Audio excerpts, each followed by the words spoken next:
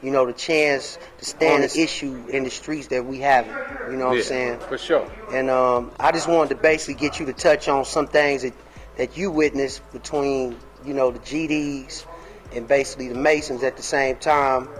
The fake Ross basically doing what he's doing with your name. So Atlanta, a city known for its music, its culture, and its shadows. Beneath the glitz and glamour lies a darker reality, one where power isn't just earned, it's taken. And in the heart of Georgia, the Gangster Disciples reign supreme. From the streets of Chicago to the corners of Atlanta, the GDs have spread their influence, leaving a trail of fear and control. But when they set their sights on one of hip-hop's biggest names, the world took notice. Enter Rick Ross, a Miami native with a larger-than-life persona. In 2010, his hit single BMF, Blowing Money Fast, catapulted him into the spotlight. But it also caught the attention of the GDs. Ross's 2012 mixtape, The Black Bar Mitzvah, featured the GD's six-pointed star, a symbol they held sacred. To them, it was more than just a design. It was an emblem of their power. Members of the Atlanta GDs took to YouTube, releasing videos accusing Ross of disrespecting their culture and threatening him with violence. Now, Mr. Bradley, there's been talk, that Rick Ross can't go no place, that the GDs are not allowing him to go any place, and Rick Ross has announced that he spoke to Miss Williams. Is there anything? You talking about Wendy? Yes. Wendy? Well, first of all, he has spoke to Wendy. Everyone knows that. He spoke to little Larry. Everyone knows that. Unless he paid for the use of their symbols. The GDs traced their roots back to two men, Larry Hoover, founder of the Gangster Disciples, and David Barksdale, who led the Black Disciples. Together, they merged their factions under the Folk Nation, a coalition forged in blood, brotherhood, and business. The six-pointed star became their banner. Each point stood for something deeper: love, life, loyalty, knowledge, wisdom, and understanding. But don't get it twisted. The GDs weren't spitting peace. Their name carried weight in every city block they touched.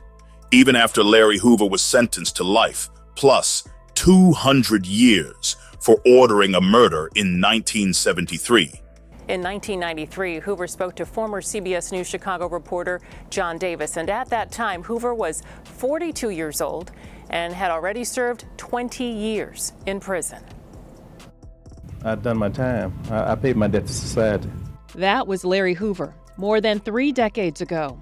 At that time, the leader of the Gangster Disciples and convicted murderer told our John Davis he had a lot of time to think about ways to stop the gang violence on the streets of Chicago. One teenager don't like the other teenager because the way he wears his hat, because his ideology is different from his.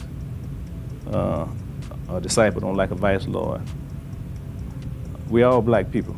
It's no different. He still ran the organization from behind bars at the Supermax in Florence, Colorado. Under his leadership, the GDs evolved into something more, a nationwide criminal enterprise. By the early 2000s, the GDs had made their way down south, and Atlanta was ripe for takeover. With the music industry booming and crime syndicates hungry for a foothold, the GDs carved out their territory, block by block. In Georgia, they weren't just hustling. They were orchestrating high-level drug operations, extortion rings, arms trafficking, and hits. This wasn't a ragtag crew. It was organized crime with deep loyalty and even deeper blood ties. Some of the most infamous GDs include Marcellus Selly Hunter, a reputed enforcer who controlled operations in West Atlanta. Demetrius Big Meech Flannery, while not a GD himself. BMF's presence in Atlanta overlapped with GD territory, and tensions occasionally flared. And Markel Killikel White, later connected to the alleged Rick Ross extortion plot. These weren't local corner boys. These were tacticians, soldiers, and in some cases, generals. The Gangster Disciples weren't just in Atlanta. They embedded themselves in cities across the state: Savannah, Macon, Augusta, even reaching into the corrupt pockets of local law enforcement. No one was safe, not even celebrities. This wasn't a rap beef. This was a coordinated extortion plot, and Rick Ross was the target. In 2012, following the release of his mixtape Black Bar Mitzvah, Rick Ross made a bold move. He featured the six-pointed star, a symbol sacred to the Gangster Disciples. He shouted out Larry Hoover, a man still revered by the folk nation. But in the eyes of the GDs, that wasn't homage. That was disrespect. And disrespect gets taxed. The threat was clear.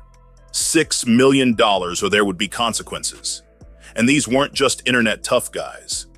This was coming from GD sets spread across Georgia, Mississippi, Alabama, and the Carolinas. Real structure, real shooters. According to sealed federal testimony, Markel White, a high-ranking GD, claimed that Ross eventually negotiated the figure down to $3 million. The money was delivered in increments through middlemen in cash and assets. But the threats didn't stop. Ross canceled shows across the South. Charlotte, Greensboro, Birmingham. Venues were receiving anonymous calls warning of violence if Ross steps foot on stage. Fans were confused, but law enforcement knew this was extortion at the highest level. And then the threats turned real. Ross was riding with his girlfriend when bullets sprayed the car. He swerved into a nearby building to avoid being hit. No arrests were made, but insiders believe it was a message from the same people who had been threatening him for months. After the shooting, Ross upped his security to presidential levels. Armed bodyguards, bulletproof vehicles, restricted travel zones. For a time, he wouldn't even perform in certain cities without direct coordination with law enforcement. But now it's like the headlines are crazy. The blogs are like, Rick Ross is fearful of his life. He can't come to Detroit anymore. Right. So no flags on. What's happening? What's going on with that? Somebody is misleading our like, yo, we went out to Detroit, we had a gig to go to, so the team head over, to the gig. And I got my team, so my team is always in front of me, just to make it clear. I never even made it to the venue. Okay. I never made it to the venue. Me and whoever this gentleman is, we never crossed paths.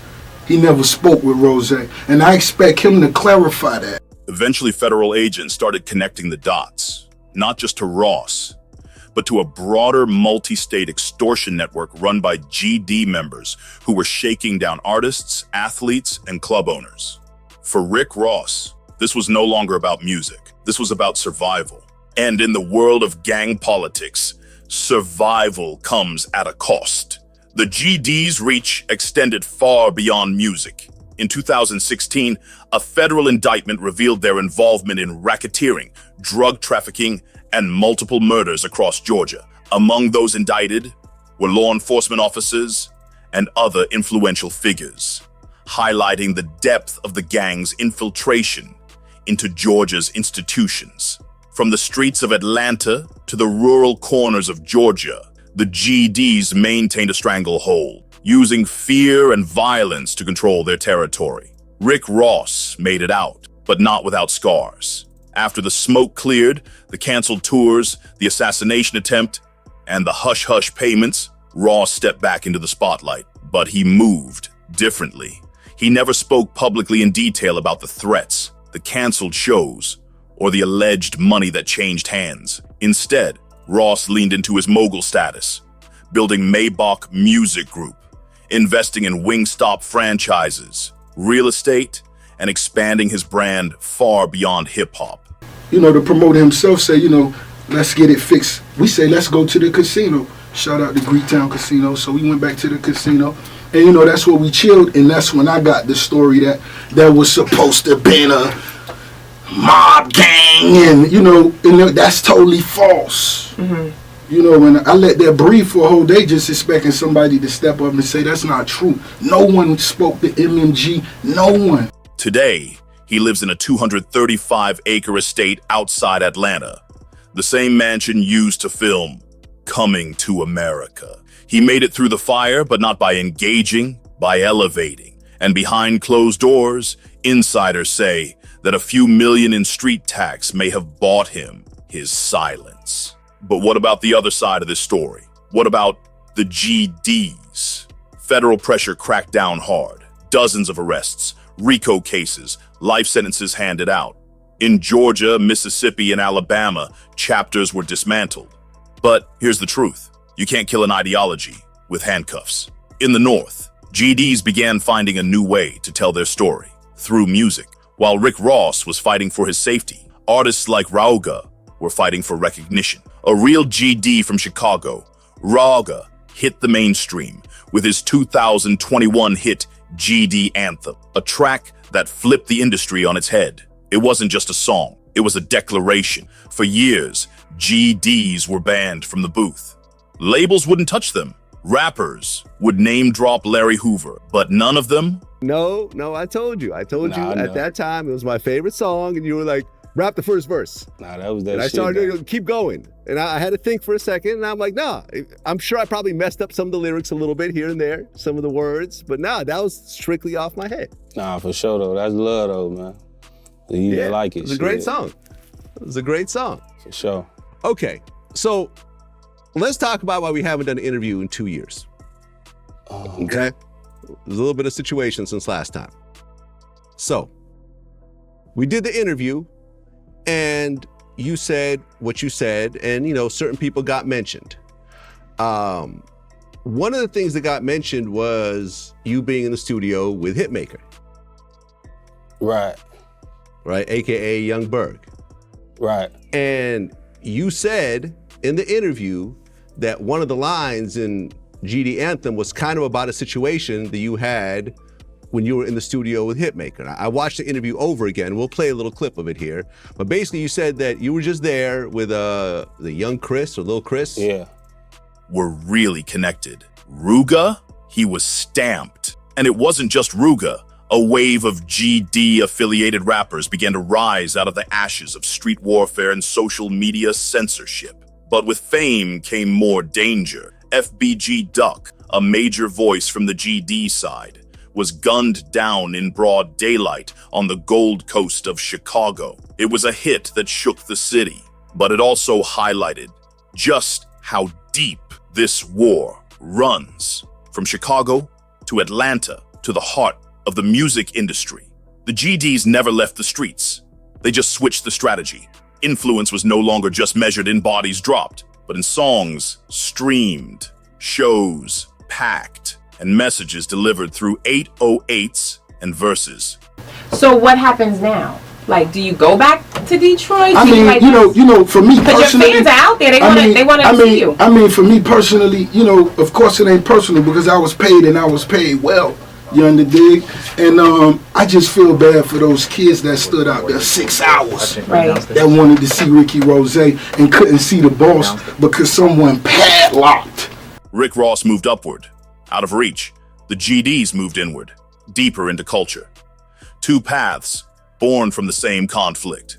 But in the shadows of Atlanta, in the alleyways of Chicago, in the bars of the next viral drill song, the GDs are still there. Still watching, still waiting. In the world where music bleeds into murder and fame brushes shoulders with fear, nothing is ever just entertainment. Rick Ross crossed into a war zone, one built on symbols, silence, and street codes older than the rap game itself. He survived, but survival came with a price. The Gangster Disciples, they never stopped. They just shifted from street corners to sound waves, from threats in the alley to lyrics on stage. The game keeps moving, and everyone plays, whether they realize it or not.